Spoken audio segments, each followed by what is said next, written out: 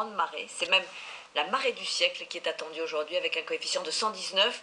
Le Mont Saint-Michel a déjà pris un caractère insulaire. C'est un spectacle étonnant qui attire de très nombreux touristes. C'est ce qu'ont constaté Christine Chapelle et Antoine de Bressigou.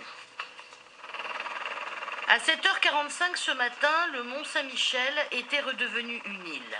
Ce phénomène que l'on qualifie du siècle, mais qui revient en fait tous les 18 ans environ, est surtout spectaculaire ici, car la baie du Mont Saint-Michel connaît les marées les plus fortes du monde.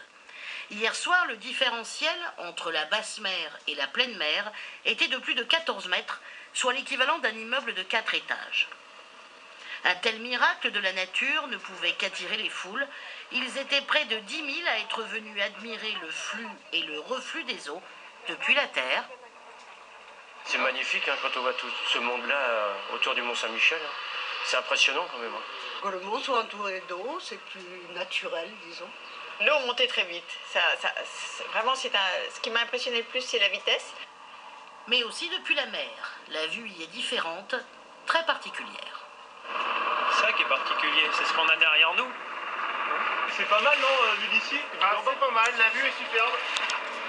Tous étaient venus ce matin pour avoir la photo du mont isolé de la Terre et peut-être aussi voir le fameux mascaret, cette vague qui remonte à l'intérieur des terres à la vitesse d'un cheval au galop, selon la légende.